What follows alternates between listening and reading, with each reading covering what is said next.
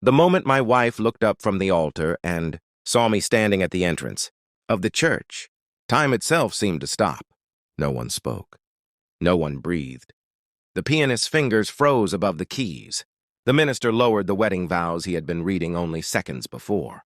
Nearly 200 guests slowly turned toward the open doors, their expressions shifting from confusion to complete disbelief. I stood there in a black suit that no longer fit the body I had fought so hard to rebuild. A jagged scar stretched from my left temple to my jaw. Another crossed my forehead like a permanent reminder that death had come within, inches of claiming me. My left hand still trembled from the nerve damage that doctors said might never fully heal. For a long moment, nobody recognized me. Then my wife whispered a single word. "Ryland." Her bouquet slipped from her hands. White roses scattered across the polished aisle. Tears instantly filled her eyes. Her lips trembled. She shook her head over and over as if her mind refused to believe what her eyes were seeing. "No." Her voice cracked. "No, this can't be." The groom beside her turned toward me with complete confusion. He looked at Elara, then back at me, then at every shocked face filling the church. He had no idea why the happiest day of his life had suddenly transformed into something no one could explain. I slowly took one step forward, then another. Every footstep echoed through the silent sanctuary. People stared at the scars covering my face. Some covered their mouths. Others began crying before they even understood why. One elderly woman whispered loudly enough for half the church to hear. "They said he was dead." Dead. That word echoed inside my head, harder than the church bells outside. For almost 2 years, everyone had believed exactly that, including the woman I had loved more than my own life, especially her. I wasn't angry. I couldn't be, because if I had been standing where she was, I would have believed it too. Elara slowly stepped away from the altar. Her white wedding dress shimmered beneath the stained glass light. She looked beautiful, more beautiful than I remembered. Yet the happiness that had been on her face only moments earlier had completely disappeared. Now all I saw was overwhelming shock, disbelief, hope, fear. Every emotion imaginable collided inside her at once. She raised one trembling hand toward me. "Ryland." She whispered my name again. This time it sounded like a prayer. I wanted to run to her, to hold her, to tell her everything, to explain why I had disappeared without a single goodbye, why I never called, why I never came home, why she had cried herself to sleep believing I was lying at the bottom of a river. But the words refused to come. Instead, memories flooded my mind. Not of this church, not of today, but of another morning. A brighter morning. One that smelled of fresh coffee and cinnamon pancakes. The morning before my entire world disappeared. My name is Ryland Mercer. Until that terrible night, I believed my life had already become everything I had ever dreamed of. I was 35 years old. I owned a successful structural engineering consulting firm in northern Colorado. The work wasn't glamorous. Most people never noticed the bridges, schools, hospitals, and community buildings my team helped design. But I loved every project. Every blueprint represented families who would one day build memories inside those walls. And every evening, no matter how demanding work became, I rushed home because someone far more important was waiting for me. My wife, Elara Mercer. People often described her beauty first. They noticed her warm brown eyes, her graceful smile, her quiet elegance. But none of those things were why I fell in love with her. I fell in love with the woman who volunteered every Saturday at children's literacy programs, the woman who remembered birthdays without needing reminders, the woman who believed every struggling person deserved another chance, the woman who laughed so hard at terrible jokes that she made everyone else laugh too. She made ordinary days feel extraordinary. We met 8 years earlier in the least romantic place imaginable, a city blood donation drive. I had fainted after donating. She laughed, then bought me orange juice. She teased me for nearly 20 minutes, before finally admitting she had almost fainted herself. That conversation lasted 3 hours. Our first official date lasted 6. By the end of the month, neither of us imagined a future without the other. 3 years later, we exchanged vows beneath an enormous oak tree surrounded by family and lifelong friends. I still remembered every promise we made that afternoon. "I'll always find my way back to you." At the time, they were simply beautiful wedding words. Neither of us realized those promises would one day be tested by impossible circumstances. We bought a modest two-story home surrounded by maple trees. Nothing extravagant. Nothing designed to impress strangers. It became our sanctuary. Saturday mornings belonged to pancakes and old jazz records. Sunday afternoons meant hiking trails together. Every anniversary, we revisited the little cafe where we had shared that first awkward conversation after the blood donation. Life wasn't perfect. No marriage ever is. We argued over paint colors, over vacation destinations, over whether pineapple belonged on pizza. But every disagreement ended the same way. One of us apologized. The other laughed.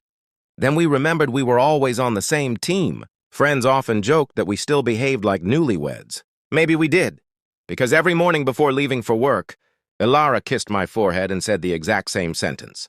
Come home safely. I always smiled. I always do. Neither of us knew. One ordinary rainy evening, that promise would become the only one I couldn't keep. The forecast had warned of storms all afternoon. Dark clouds rolled across the mountains long before sunset, and by the time I locked my office, rain hammered the parking lot hard, enough to blur the city. Lights into streaks of gold and white. I checked my phone before getting into my SUV. One new message from Elara. Drive carefully. I made your favorite chicken pot pie. Don't make it cold. A smile spread across my face. I typed back. Give me 40 minutes. 3 dots appeared almost immediately. I'll be waiting. I had no idea those would become the last words we exchanged for nearly 2 years. The windshield wipers struggled to keep up as I pulled onto the highway. Traffic moved slowly. Headlights reflected across the soaked pavement like ribbons of light. The rain grew heavier with every mile. I considered stopping until the weather improved. But home was less than 30 minutes away. I just wanted to see my wife. Halfway across the old mountain bridge, my phone buzzed again. This time it wasn't Elara. It was my best friend Colton Reeves. I ignored the call. He knew I never answered while driving. The bridge narrowed as the storm intensified. Thunder shook the valley. Wind pushed against my SUV with surprising force. I tightened my grip on the steering wheel. Then I saw it. A freight truck several hundred yards ahead. Its trailer suddenly began to sway. Left, right, left again. Something wasn't right. The driver fought desperately to regain control. The truck jackknifed. Its headlights spun sideways. Everything happened in seconds. Vehicles slammed on their brakes. Tires screamed across the wet pavement. I swerved toward the shoulder to avoid the trailer sliding across both lanes. For one brief moment, I thought I had made it. Then another car struck the back of my SUV. The impact launched me sideways. Metal exploded around me. Glass shattered.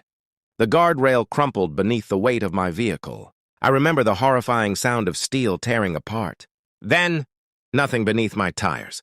The SUV broke through the railing and plunged into darkness. For an instant, everything became strangely quiet, weightless. The headlights illuminated nothing except endless rain. Then the vehicle slammed into the raging river below. The force stole every breath from my lungs. Water burst through the shattered windows. The current spun the SUV like a toy. I clawed at my seatbelt with numb fingers. The buckle wouldn't release. Cold water filled the cabin. The dashboard lights flickered, then went black. I remember thinking only one thing. I'm sorry, Elara. The river swallowed everything. According to the police report, several drivers witnessed my SUV disappear into the floodwaters. Emergency crews arrived within minutes. Firefighters, state troopers, rescue divers, search helicopters. The storm refused to cooperate. The current was one of the strongest the county had seen in decades. Divers entered the river again and again, despite almost zero visibility. The search continued through the night. Then another day, then another. Pieces of twisted metal were eventually recovered nearly 10 miles downstream. My wallet, a broken wristwatch, fragments of the vehicle. But no body. Television stations interrupted programming with updates. Local newspapers printed my photograph beneath headlines asking for information. Entire volunteer teams searched the riverbanks. Nothing. Absolutely nothing. 7 days later, Detective Naomi Sinclair stood in front of my parents and my wife with tears in her own eyes. We're not giving up, she promised. But we have to prepare for the possibility that the river carried him, farther than we can search. Elara refused to believe it. She returned to the bridge every evening after work. She stood there in silence, staring into the rushing water, sometimes for hours. She kept telling everyone the same thing. If I didn't see him die, he's still alive. My mother cried every time she heard those words, because hope can be both beautiful and cruel. Weeks turned into months. The official search ended. Volunteers slowly stopped coming. News cameras disappeared. Life around the town quietly moved forward. Only our families remained frozen in time. Without a body, there could be no real goodbye. Yet eventually, the law required an answer. The county declared me legally presumed dead. A memorial service was held beneath a gray autumn sky. My photograph stood beside an empty casket covered in white lilies. Colton struggled to finish his eulogy. My father stared at the floor without speaking. My mother clutched one of my old jackets as if refusing to let go. Elara wore the black dress I had always said made her look elegant. She never looked toward the empty casket. Instead, she kept staring at the church doors, almost as though she expected them to open, and for me to walk inside smiling, apologizing for being late. When the ceremony ended, everyone slowly walked away. She remained behind, alone, resting one trembling hand against the polished wood. Barely above a whisper, she said the words that haunted me long after I finally remembered them. I kept my promise, Ryland. A tear rolled down her cheek. I waited. Then she closed her eyes. So, if you're somehow still out there, please find your way home. Thousands of miles away, in a small hospital hidden deep within the mountains, a man covered in bandages suddenly opened his eyes. He had no idea who he was. He didn't know his own name. He didn't recognize the face staring back from the hospital room window. He couldn't remember a wife, a home, or the life waiting for him. All he knew was pain. Pain. That was the first thing I recognized. Not my name, not my face, not where I was. Just pain. Every breath felt like broken glass sliding through my chest.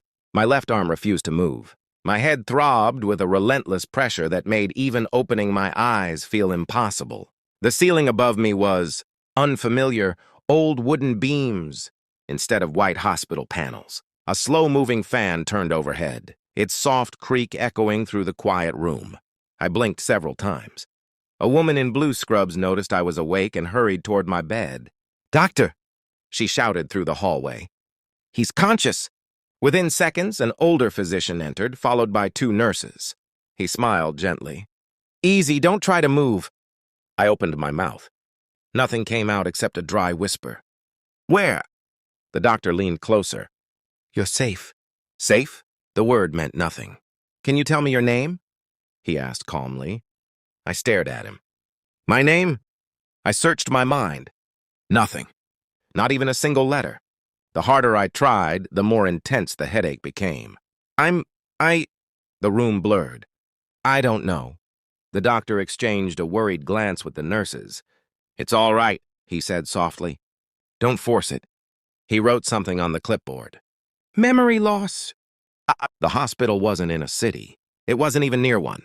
Later, I would learn it was a small regional medical center tucked deep within the mountains, serving isolated farming communities more than 100 miles from the crash site. The fisherman who found me floating, unconscious near the riverbank, had brought me there because it was the closest place with emergency care. By then, I had no identification, no wallet, no phone, no fingerprints in any local database, nothing to tell anyone who I was. To everyone there, I was simply John Doe. The weeks that followed became a blur of surgeries, medication, and endless rehabilitation. My ribs had been shattered, my left shoulder dislocated, my right leg fractured in 2 places. Deep cuts covered my body. Burns marked parts of my face where the vehicle's electrical system had ignited before the river, extinguished the flames. The doctors repeatedly told me how fortunate I was to be alive. I didn't feel fortunate. I felt empty. Every morning I woke with the same question. Who am I? Sometimes I stood before the small mirror inside my room. The stranger staring back frightened me. Dark stitches crossed my forehead. A long scar ran beside my eye. My beard grew unevenly because one side of my face had lost sensation. I searched those eyes for recognition. Nothing. No memories. No childhood. No parents. No friends. No home. Only silence. Back home. Silence had become part of Elara's life, too. The laughter that once filled our little house disappeared. She couldn't bring herself to move my shoes from beside the front door. My favorite coffee mug remained exactly where I had left it. My jacket still hung beside hers in the hallway. Every night she folded the blanket on my side of the bed. Every morning she unfolded it again, as though I might return before sunset. Colton visited often. He brought groceries she forgot to buy. He repaired things around the house when she no longer had the strength. One evening he quietly asked, "Have you eaten today?" She looked up from the photograph she had been holding for nearly an hour. "I don't remember." He sighed. "You have to take care of yourself." She forced a weak smile. "I'm trying." But she wasn't. Not really. Grief had become something she carried every waking moment. Months passed. Physical therapy slowly taught me how to walk again. Every step felt like climbing a mountain. Sometimes I collapsed after only a few feet. Other patients celebrated each small victory. I couldn't, because every achievement reminded me that I still didn't know who. I was rebuilding my life for... The nurses tried to encourage me. "You'll remember. Be patient. Memories often come back." I nodded politely.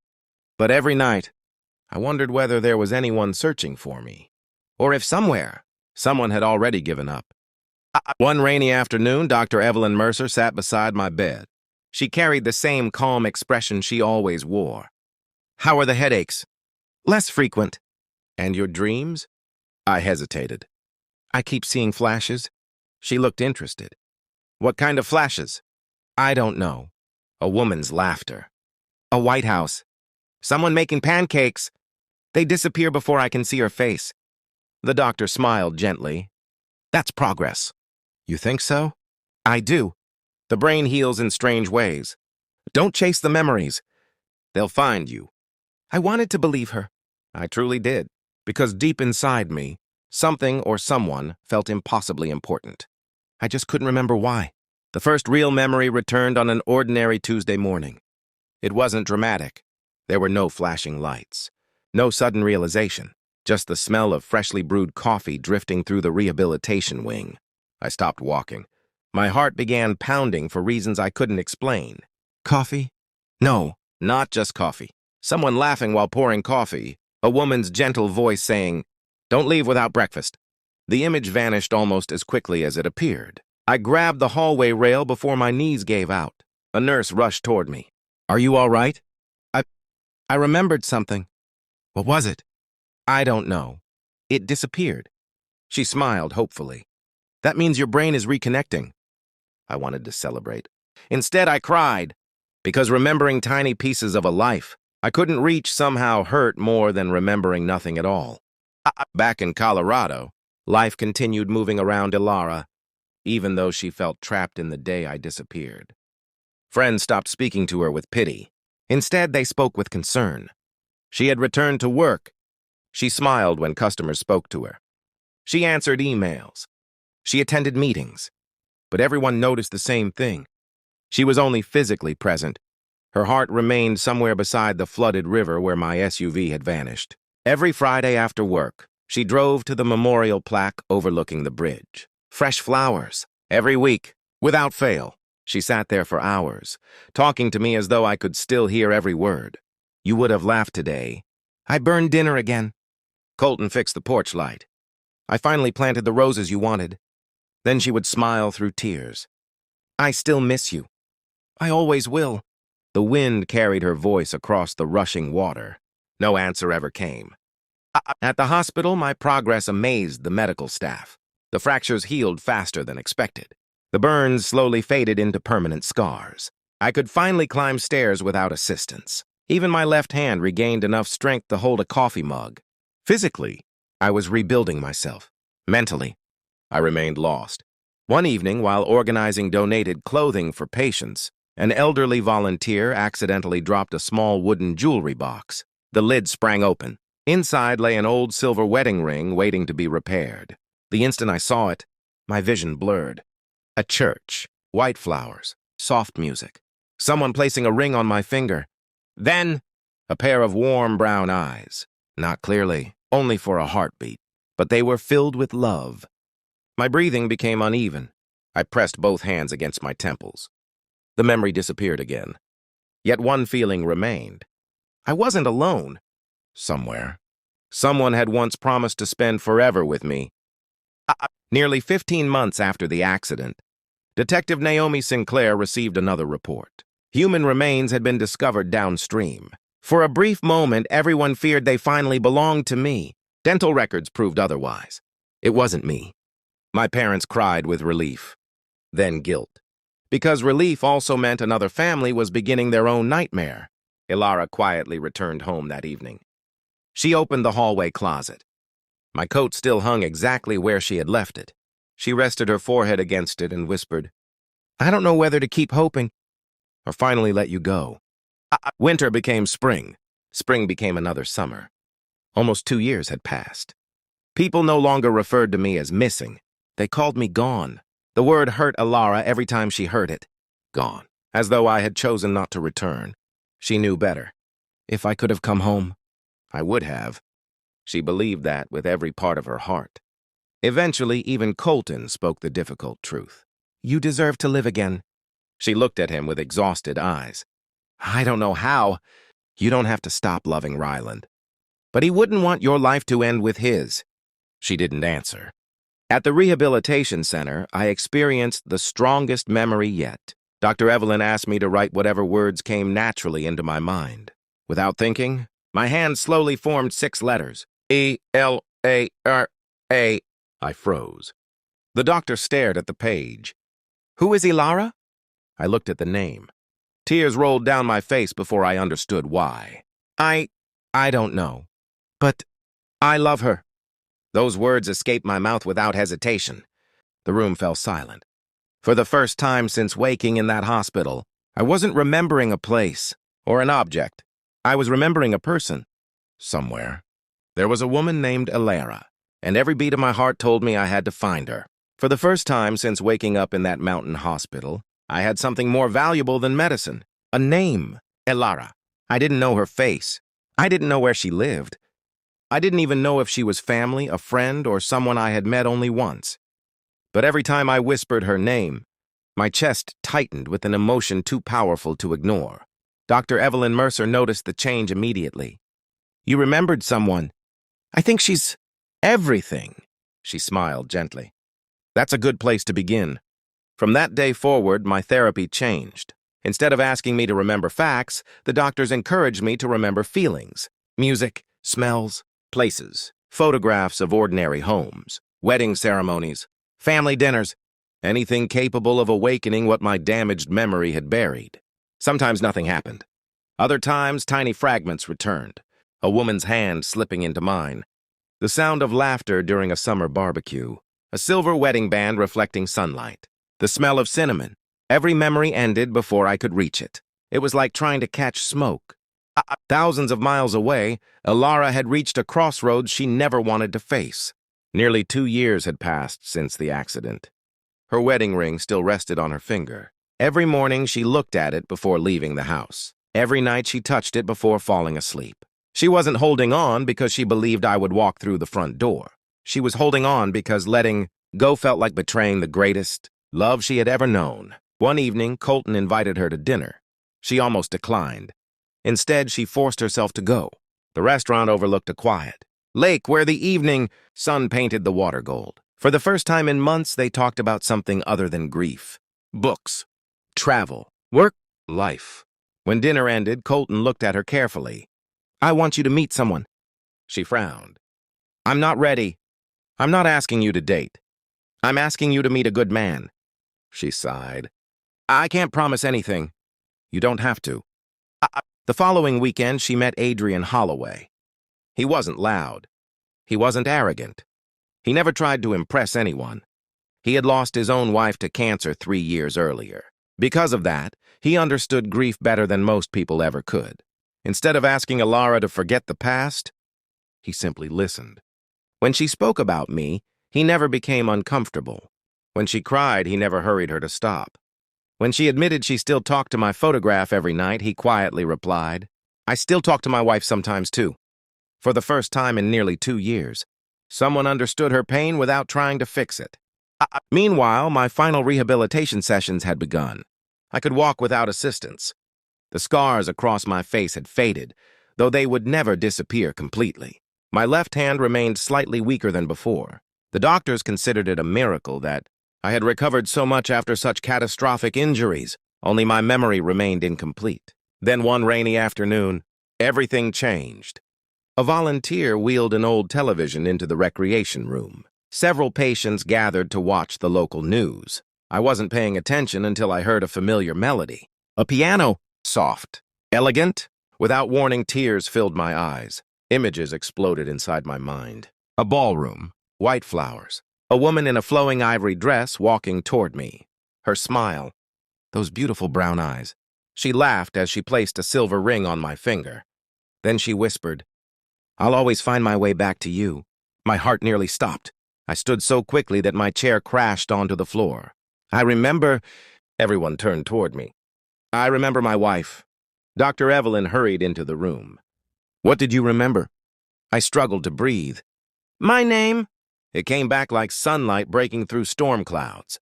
"My name is Ryland. Ryland Mercer." The room fell silent.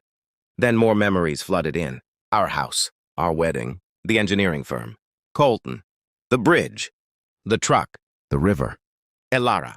"Oh my God," I whispered. "She thinks I'm dead." The realization hit me harder than the accident itself. For almost 2 years, she had believed she lost me forever. I couldn't waste another minute. "I have to go home." Dr. Evelyn placed a reassuring hand on my shoulder. "You will, but first we need to contact the authorities." I shook my head desperately. "No, every second matters." I promised her I would always find my way back. Dr. Evelyn didn't argue with me. She understood that the determination in my eyes wasn't reckless. It was love. But she also knew my body had limits. "You've spent almost 2 years recovering," she said calmly. "If you collapse halfway home, you won't help anyone." I lowered my head. She was right. For the next 48 hours, the hospital staff worked faster than I had ever seen. Detective Naomi Sinclair was finally contacted. When she answered the phone, she initially believed it was a cruel prank. "Ryland Mercer was declared presumed dead almost 2 years ago." "I know," Dr. Evelyn replied. "That's why you need to come." 3 days later, Naomi walked into my hospital room. She stopped in the doorway. Her eyes widened. For several long seconds, she simply stared at me. Then she whispered, "This isn't possible." "It didn't feel possible to me either," I answered with a tired smile. She slowly approached. "I attended your memorial service." "I know. We searched that river for weeks. I remember pieces of it now." She looked at the scars covering my face. "What happened?" I told her everything. "The crash, the river, the fisherman who found me unconscious miles downstream, the surgeries, the amnesia, the endless rehabilitation, the first memories, the name that refused to leave my heart, Elara." When I finished, Detective Sinclair quietly wiped away a tear. "In 23 years of service," she admitted, "I've never witnessed anything like this." She immediately began arranging the legal paperwork that would prove my identity. Fingerprints, dental records, old medical files, everything matched. Legally, I was alive. Emotionally, I still felt like I had lost 2 years of my life. Back home, life continued without any idea that everything was about to change. Elara had finally accepted something she had fought with every ounce of her strength. She could love Ryland forever, and still continue living. She never stopped loving me. She simply stopped punishing herself for surviving. Adrian never pressured her. He never compared himself to me. When she cried after visiting my memorial, he simply sat beside her in silence. One evening, as they watched the sunset from a quiet park, he spoke softly. "I know your heart will always belong to Ryland." She looked down. "I'm sorry." "Don't be. I wouldn't want you to erase him." He smiled gently. "I just hope one day you'll let yourself smile again."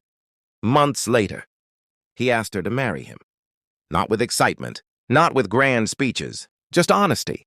"If your answer is no, I'll still be grateful I met you." Elara closed her eyes. Tears slipped down her cheeks. "I don't know if my heart can ever love the way it once did."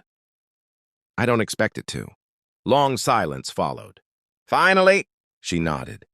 "Yes, not because she had forgotten me, but because she believed I was gone forever. When Detective Sinclair learned that Elara's wedding was only 2 days away, she looked at me with concern.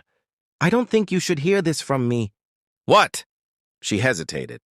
"She's getting married on Saturday." The word struck harder than any surgery. For several seconds, I couldn't breathe. "Saturday?" She nodded. "I'm sorry." I stood so quickly that the chair behind me fell backward. "No. No." My voice trembled. "I have to get there." "Ryland!" "I have to." Every horrible thought raced through my mind. Had she stopped loving me? It was only because she truly believed I was dead. I wasn't angry. I was terrified. Terrified that I would arrive too late. The next morning, I boarded my first flight in nearly 2 years. As the airplane climbed above the clouds, I stared out the window. The last time I had looked at the sky, I still remembered every detail of my life. Now I was returning to a world that had learned to live without me. Would my parents recognize me? Would Colton believe his eyes? Would Elara still look at me the way she once had? My fingers unconsciously touched the scar along my cheek. The man leaving Colorado 2 years earlier had looked very different from the one returning now. I silently prayed, "Please, just let me see her one more time." Hours later, the taxi stopped in front of my old neighborhood. Nothing had changed. The maple trees still lined the street. Children still rode bicycles along the sidewalks. My heart pounded as I walked toward our house. Then, I froze. The driveway was empty. The curtains were gone. A for sale sign stood near the mailbox. Confused, I looked across the street. An elderly neighbor stepped onto her porch. She stared at me. At first, she frowned. Then her face turned completely pale.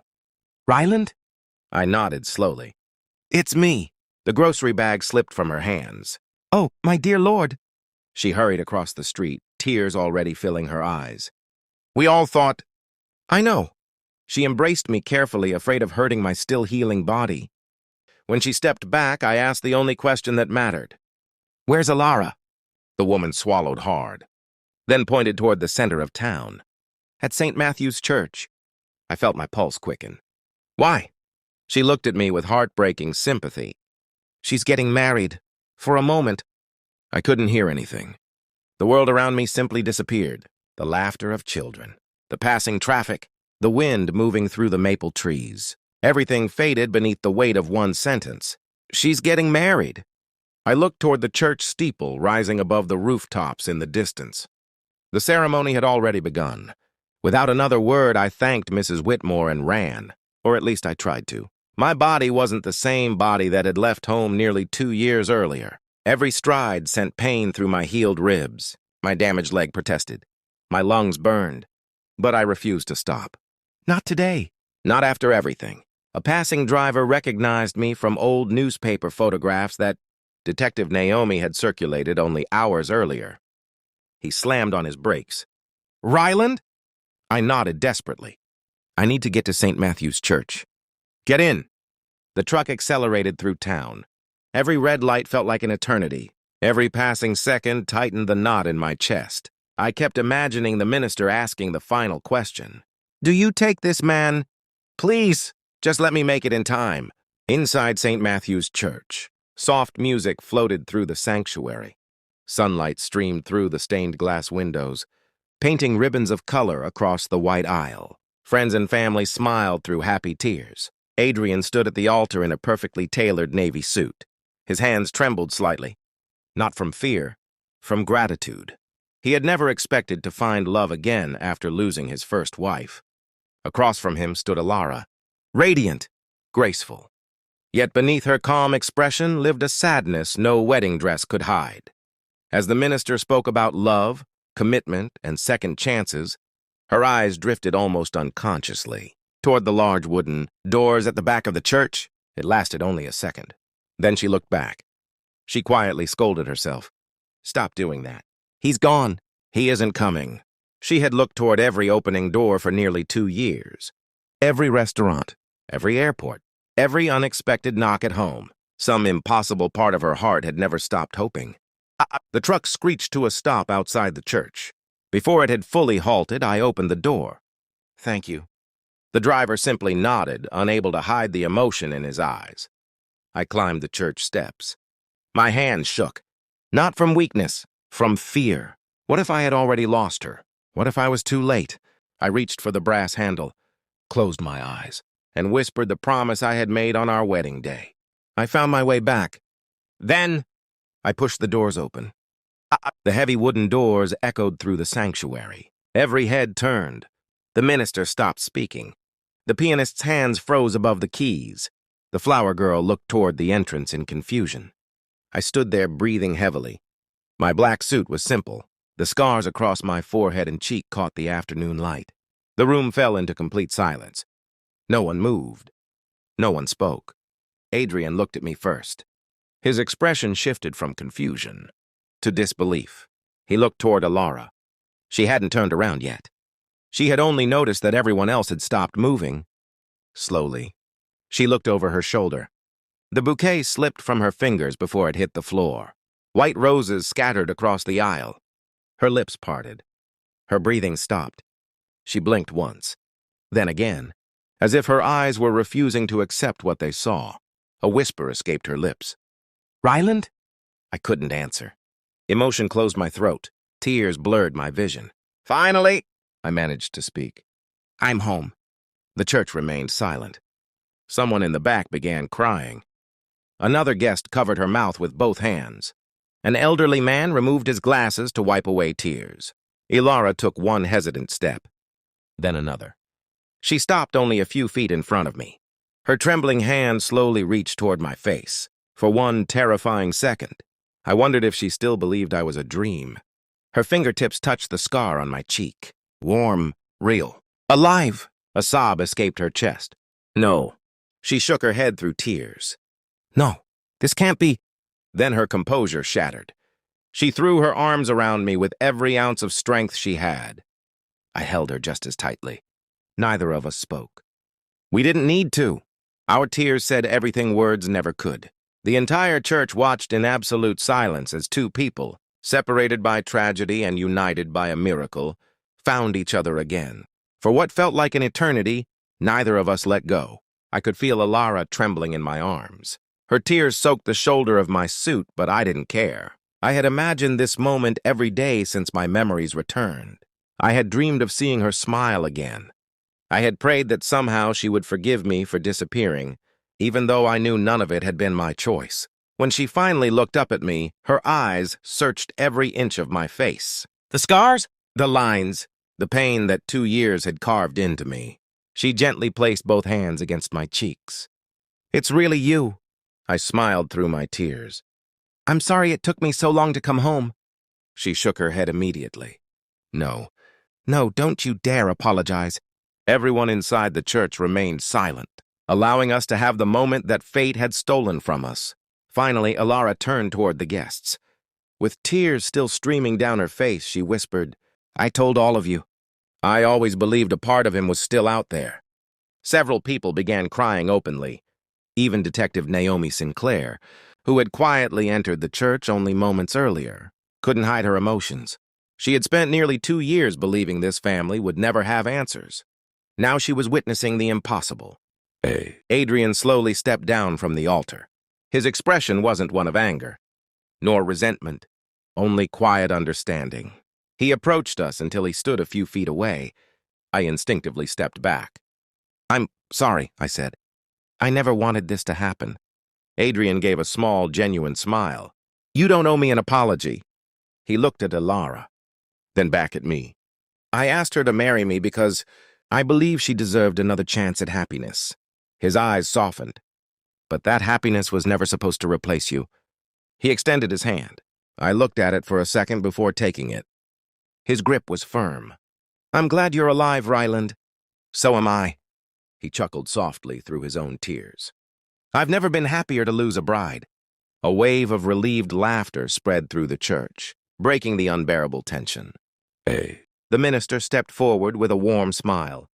"I've presided over weddings for 37 years. He paused, looking around the sanctuary.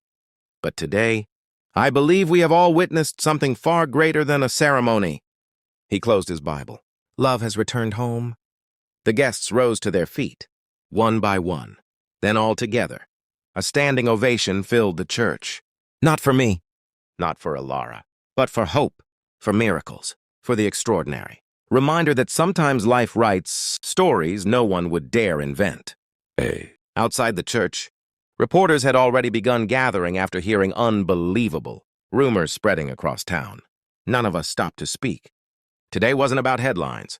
It was about family. My parents arrived only minutes later. My mother saw me before anyone could say a word. She froze. The flowers she was carrying slipped from her hands. My baby. She ran toward me and embraced me so tightly that I laughed through tears. I thought I'd lost you forever. I know, Mom. I'm here. My father wasn't a man who cried easily, but as he hugged me, I felt his shoulders shaking.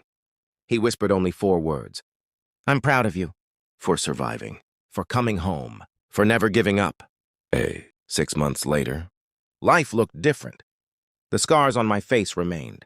Some mornings my legs still ached. Certain memories of the accident never returned completely. But none of that mattered anymore. Elara and I stood once again inside St. Matthew's Church. This time there were no unanswered questions.